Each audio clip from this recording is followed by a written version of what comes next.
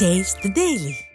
சென்னை மயிலாப்பூர் பிடாரியம்மன் கோயில் திருப்பகுதியில் பழைய சரித்திர பதிவேடு குற்றவாளியின் மனைவி வனிதா என்பவர் வீடுகளுக்கு 25 லிட்டர் குடிநீர் போடுவது போல் கள்ளச்சாராயம் விற்பனை செய்வது தெரிய வந்திருக்கிறது.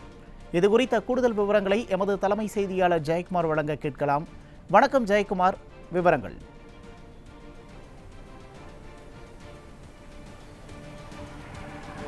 வணக்கம் உமேஷ். சென்னை மயிலாப்பூர் பிடாரியம்மன் கோயில் தெரு என்கிற பகுதி இருக்கிறது. இந்த பகுதியில் குறிப்பாக ஹஸ்ரத் சயீத் சிபகத்துல்லா ஷா சைனி காதிரி தர்கா என்கிற இஸ்லாமிய மக்களுக்கான சமாதி ஒன்று இருக்கிறது. குறிப்பாக இந்த சமாதியில இந்த பகுதியில் வசிக்கக்கூடிய சயீதுல்லா என்பவருடைய மனைவி வனிதா என்பவர் தண்ணீர் கேன் விநியோகம் செய்து வருகிறார். அந்த காலி தண்ணீர் கேன்களை இந்த சமாதிக்குள்ளே அவர் வைத்திருக்கிறார். பிடாரியம்மன் கோயில் திருடைய நுழைவு பகுதியிலே பிரதான சாலையிலே சாலை ஓரமாக தண்ணீர் வியாபாரம் செய்து வருவதாக கூறப்படுகிறது. இந்த சயீதுல்லா மீது ஏற்கனவே 2 வழக்குகள் நிலுவையில் இருப்பதாக கூறப்படுகிறது. குறிப்பாக கள்ளச்சந்தையிலே மது விற்பனை செய்து வந்ததாகவும் அது தொடர்பான வழக்குகள் இருப்பதாக கூறப்படுகிறது. குறிப்பாக இந்த பகுதியில் வசிக்கக்கூடிய சயீதுல்லா மற்றும் வனிதா தம்பதியருக்கு ஒரு மகன் ஒரு மகள் இருக்கிறார்கள். இவர்கள் ஐசூஸ் பகுதியில் வசித்து வருகிறார்கள். இந்த பகுதியில் தண்ணீர் கேன் மற்றும் விநியோகம் செய்து தினந்தோறும் தங்களுடைய பிழைப்பை நடத்தி வருவதாகவும் தற்போது சயீதுல்லா திருந்தி பெயிண்ட் அடிக்கக்கூடிய அந்த சுண்ணாம்பு அடிக்கக்கூடிய வேலை செய்து வருவதாக கூறப்படுகிறது.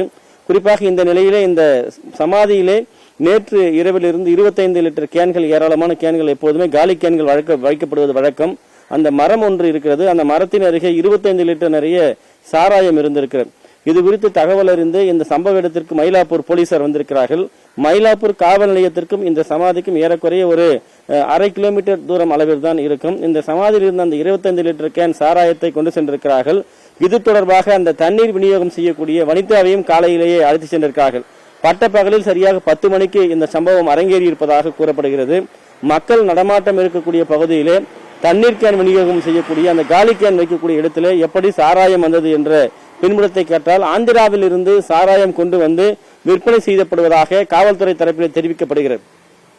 ஆந்திராவில் இருந்து எப்படி தமிழகத்திற்கு கள்ளச்சாராயம் கடத்தி வரப்படுகிறது, குறிப்பாக இந்த கள்ளச்சாராயம் கடத்தி வரப்படுகிறது என்றால் இது போன்ற ஒரு மக்கள் வசிக்கக்கூடிய பகுதியில் எப்படி விற்பனை செய்யப்படுகிறது, இதனையெல்லாம் கண்டுகொள்ளாமல் காவல்துறையினர் எப்படி இருக்கிறார்கள்.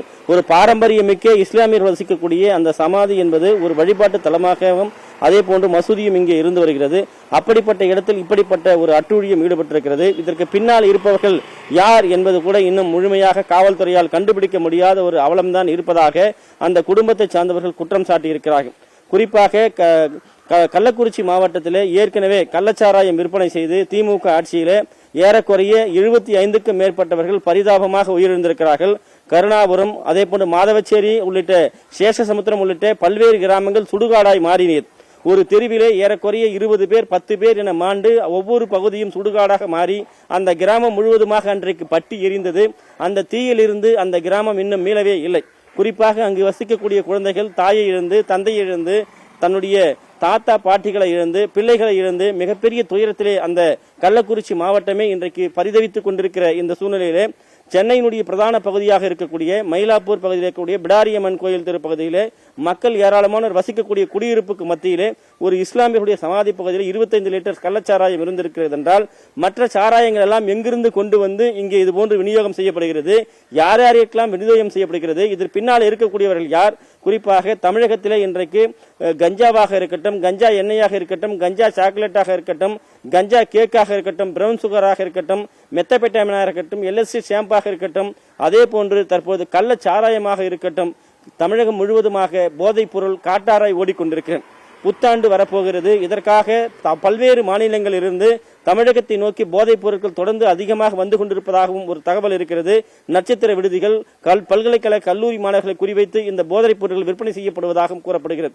தற்போது மக்கள் நடமாட்டம் மிகுந்த பொதுமக்கள் ஒவ்வொரு நொடிக்கும் சென்று கொண்டிருக்கக்கூடிய இந்த தெருவிலே இப்படிப்பட்ட ஒரு கள்ளச்சாராய விற்பனை, இதற்கு பின்னால் இருக்கக்கூடியவர்கள் யார் என்பதை முழுமையாக விசாரணை செய்து இந்த கள்ளச்சாராயத்தை தடுப்பதற்கு இனிமேலாவது கும்பகர்ண தூக்கத்திலிருந்து கலைந்து காவல்துறை நடவடிக்கை எடுக்கப்பட வேண்டும் என்பதுதான் இந்த பகுதியிலே வசிக்கக்கூடிய மக்களுடைய கோரிக்கையாக இருக்கிறது. உமேஷ்,